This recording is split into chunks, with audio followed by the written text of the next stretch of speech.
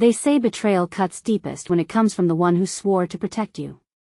But nothing could have prepared me for the night I discovered that my husband had planned my pregnancy with another man, his own manager, because he could not give me a child himself. Hello everyone, before I unfold this story, I want to thank you for being here with me. Your support means more than I can put into words. If you find yourself gripped by what you are about to hear, please do not forget to like, subscribe, and leave your thoughts in the comments. Your engagement helps me continue to share stories that are raw, real, and unforgettable. Now, let me take you inside my world. I always believed my marriage to David was built on truth. We met when I was 26 and he was 32, and he swept me off my feet with a kind of intensity that felt irresistible. He had ambition, charm, and a way of looking at me that made me feel as if I were the only woman alive. But after 5 years of marriage, I began to notice the cracks that I had ignored for too long. The first was his refusal to talk about children. Every time I mentioned wanting to start a family, he found an excuse. Stress from work. Bad timing. Financial goals. I was patient at first, but patience turns brittle when dreams are repeatedly postponed. Then came the whispers. Subtle hints from his family members, half-finished sentences that made my heart pound. His mother once told me, "David is different. Just be patient with him."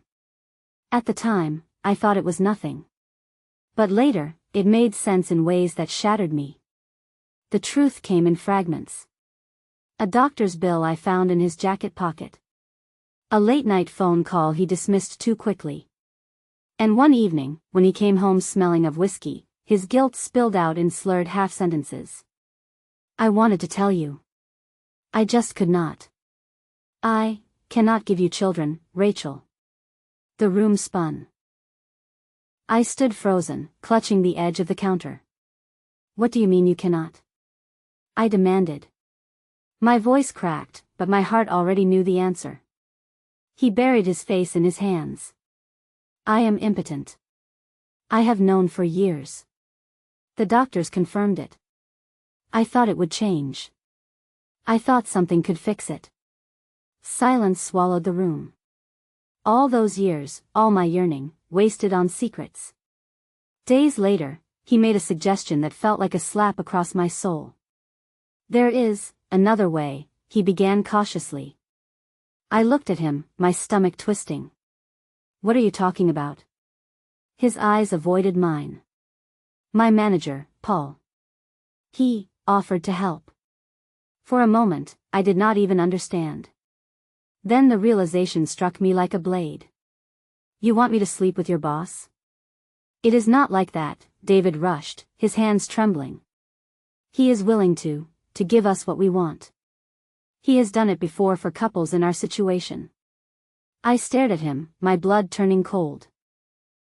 "You mean to tell me you and your manager have been discussing my body, my future, my child, as if I were property?" The betrayal burned hotter than fire. He tried to touch me, but I stepped back, shaking my head in disbelief. But here is where things became twisted. When Paul entered the picture, he did not come with shame or secrecy. He came with confidence, the kind of confidence that dripped like sin from every word. The first time I saw him after learning the truth, it was at David's company event. Paul approached me, tall and broad-shouldered, his blue eyes lingering on me in ways that made my pulse quicken despite my anger. "Rachel," he said smoothly, his lips curving. "I hear you have been keeping secrets from me." My heart slammed against my chest. David stiffened beside me, but Paul's gaze never left mine. It was shameless. It was dangerous. It was electric. And something inside me, something that had been starved of intimacy for too long, responded. That night, I confronted David again. "You let him look at me like that," I spat. "You let him talk about me as if I am part of some arrangement. Do you even love me anymore?" David's face crumbled. "I do love you. That is why I am doing this. I cannot give you what you want. Paul can. This is not betrayal, Rachel. This is sacrifice." Sacrifice? My laughter was bitter, sharp. You think handing me over to your boss like some kind of surrogate is love?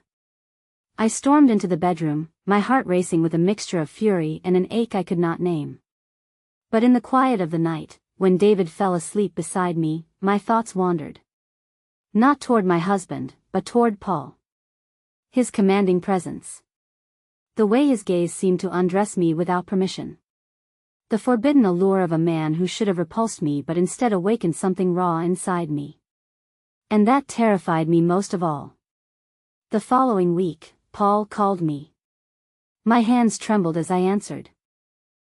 Rachel, his deep voice rolled through the line, David tells me you are still hesitant. I wanted to hear it from you directly. What is it that you fear? My breath caught. What I fear? I fear being used.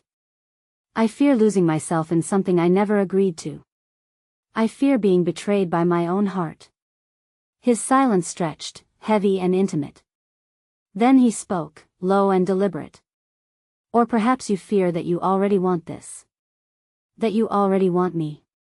My knees weakened. I hated him for being right. I began to dream of him. Dreams I could not confess to anyone.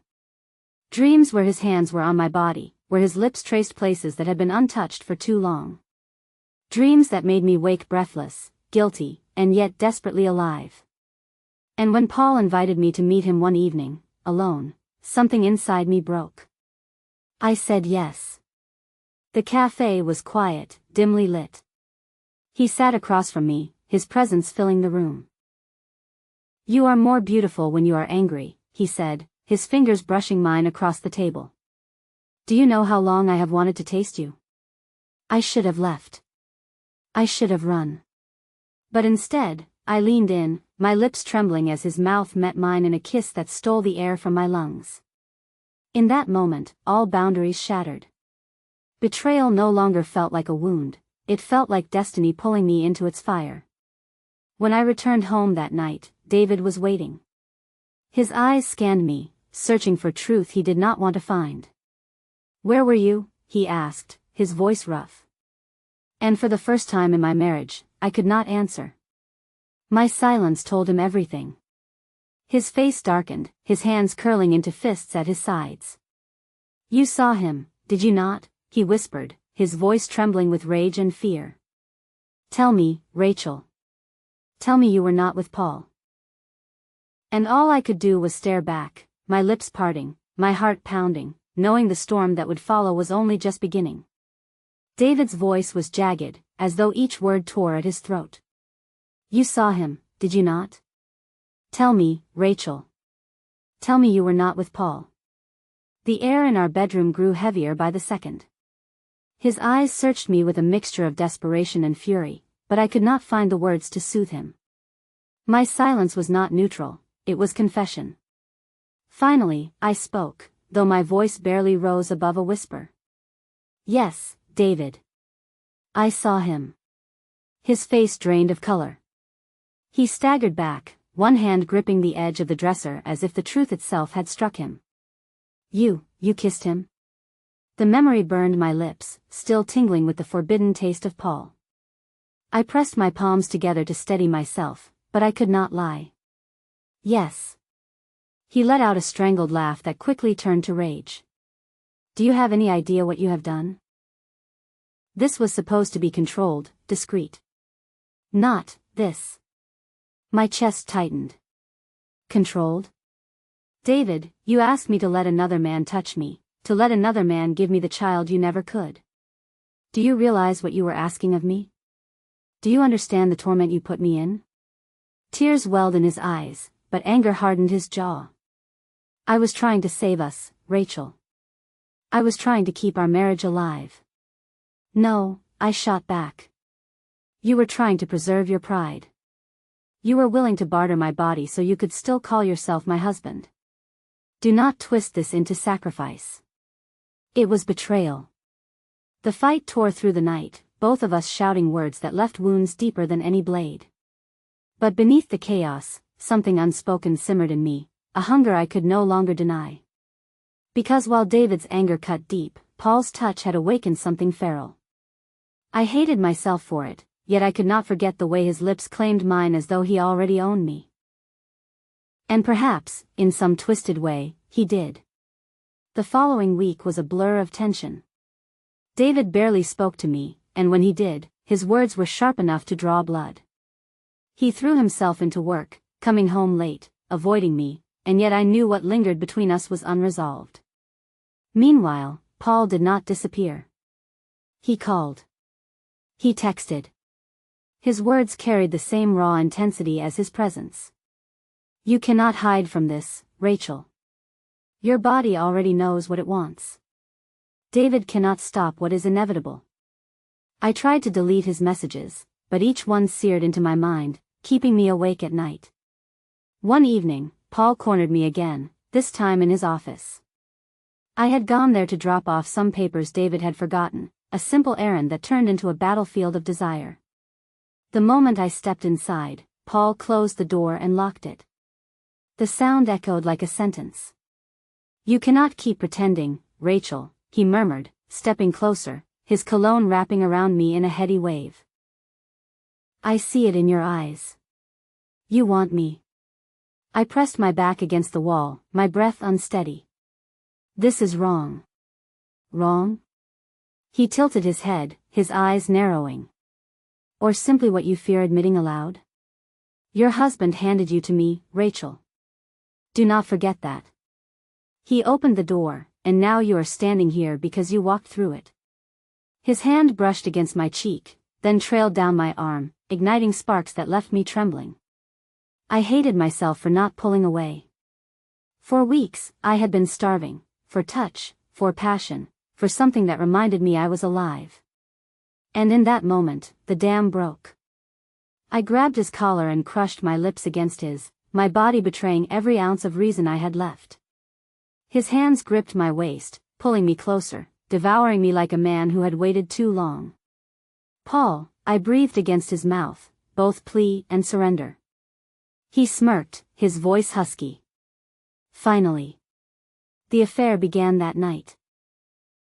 What was meant to be a single reckless kiss became stolen moments in hotel rooms, whispered calls in the dark, and nights where passion consumed us until I forgot where my body ended and his began. It was lust. It was betrayal. But it was also liberation. Every time he touched me, I felt alive in a way I had never experienced with David. And yet, each time I returned home, guilt coiled around me like a snake, hissing reminders of what I was destroying. David grew suspicious. He watched me closely, studied my every move, and the distance between us stretched wider than ever before. Then came the night everything snapped. I came home late, my hair tousled, the scent of Paul still lingering faintly on my skin despite my desperate attempt to wash it away. David was waiting in the living room, sitting in silence with a glass of bourbon in his hand. Where were you? His voice was low, calm, too calm. I went out with friends, I lied, my throat tightening. He chuckled darkly, shaking his head. Friends? Do not insult me, Rachel. I can smell him on you. The glass shattered as he hurled it across the room, bourbon splashing across the walls. His face twisted with anguish. You think I do not know? You think I cannot see it in your eyes? You have been with him. My boss. My manager. The man I trusted. My chest heaved, but I could not deny it anymore. Yes, I whispered, tears stinging my eyes. Yes, David. I was with him. And not just once. His hands balled into fists, his entire body trembling with fury. You betrayed me, with him of all people? Do you realize what this will cost me? My career, my reputation, everything I built, it is all in his hands now. I stepped closer, my voice shaking. You betrayed me first, David. You handed me over like I was a bargaining chip. Do not stand there and act like a victim. His face contorted, caught between rage and despair. And then, with a voice that shook to its core, he said, Are you pregnant? The question pierced me like a blade. My breath caught, my heart thundered, and for the first time, fear settled into my bones. Because I was late. Weeks late. And deep inside, I already knew the truth. David's eyes bore into mine, wild and unrelenting. Tell me, Rachel. Tell me right now, are you carrying his child? And as silence wrapped around us, suffocating and heavy, I realized the betrayal had already grown roots deeper than either of us could tear out. David's question hung in the air like a noose tightening around my throat. Tell me, Rachel. Are you carrying his child? I froze. My lips parted, but no sound came out. I could not lie, my body had already betrayed me. My missed periods, the tenderness in my breasts, the subtle changes I had tried to dismiss, all of it screamed the truth. Yes, I finally whispered, my voice cracking under the weight of confession. I think I am pregnant. David's face drained of color, his expression twisting into something between heartbreak and fury. He staggered back, gripping the wall as though the room itself were collapsing around him. Not mine, he muttered, almost to himself. Not mine. His. Tears burned my eyes. David, I never meant for it to happen this way. His head snapped toward me, his voice raw. You never meant it? Rachel, you let him touch you. You let him take from me the one thing I wanted to give you but never could. And now, you carry his blood. That night, the house became a battlefield. He screamed, I cried, and words we could never take back tore through the walls like thunder. You ruined us, he shouted. No, David, you ruined us the moment you decided I was a pawn in your twisted deal with Paul. The truth cut deeper than any accusation. He had orchestrated this nightmare, and yet here we were, drowning in its consequences. Days turned into weeks. The pregnancy test confirmed what I already feared. I was carrying Paul's child. My hands shook as I held the small stick in the bathroom, the two lines staring back at me like a brand burned into my skin. When David found me crying on the bathroom floor, he did not rush to comfort me. He simply stood there, his face cold, his voice hollow. So it is true. I nodded, unable to meet his gaze. Then everything between us is over, he said, his tone final. You chose him. You chose betrayal. But it was not that simple. Because Paul, bold and unrepentant, refused to fade into the shadows. When I told him I was pregnant, his lips curved into a slow, knowing smile. I told you it was inevitable, he murmured, his hand pressing gently against my stomach. This child will bind us forever. His confidence terrified me. He did not see this as a scandal or mistake, he saw it as conquest.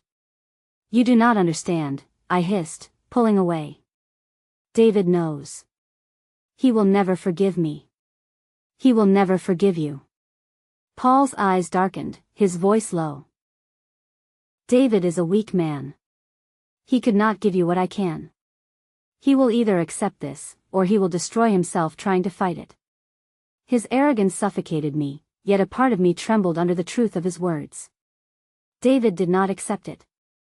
His anger grew like wildfire, consuming everything it touched. He avoided Paul at work, but rumors spread quickly. Whispers reached me from neighbors, from his colleagues, even from his family. She is pregnant.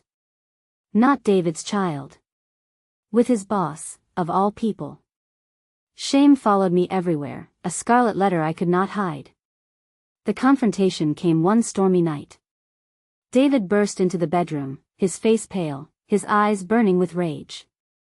I lost my promotion, he spat. Because of him. Because of you. They all know, Rachel. Do you hear me? They all know. Tears spilled down my cheeks. I never wanted this, David. I never wanted to hurt you. You destroyed me, he roared, his fist slamming into the wall so hard I flinched. Do you even understand what you have done? You handed me over to humiliation. You chose lust over loyalty. You chose him. His voice broke on the last word, and for the first time, I saw the shattered man behind the rage. But the most haunting part of it all was that he was right. I had chosen. Not consciously at first, but somewhere along the line, I had surrendered to the hunger Paul awakened in me. And now, there was no turning back. When the baby was born months later, a boy with Paul's piercing blue eyes, David was not in the delivery room. He had walked away long before, carrying with him the ruins of our marriage. Paul was there, though. Holding the child, claiming him as his own with a pride that made my stomach twist. "This is our beginning, Rachel," he whispered, kissing my forehead as though victory was his alone. But as I looked at my newborn son, I realized something Paul never understood: this child was not a prize. He was not the product of conquest or betrayal. He was innocent. And though my mistakes had carved deep scars into my life, I vowed in that moment that I would raise him with love stronger than the lies that had created him. The story of David, Paul, and me did not end with a neat conclusion. David never forgave me. Paul never stopped seeing himself as the man who won. But I learned something far greater than either of them ever gave me. I learned that betrayal, no matter how devastating, does not define you forever. I learned that even in the ruins of a broken marriage and the ashes of lust, new life can rise. And most of all, I learned that forgiveness is not always about others. Sometimes, it is about learning to forgive yourself. If this story touched you, if it made you feel the weight of betrayal, the sting of lust, and the power of resilience, I ask you to share your thoughts. Do you believe love can survive betrayal? Or does betrayal destroy everything it touches? Please like, subscribe, and leave your comments below. Your voice matters here. And remember, no matter how deep the betrayal, there is always hope for healing, for rebuilding, and for finding strength in the storm.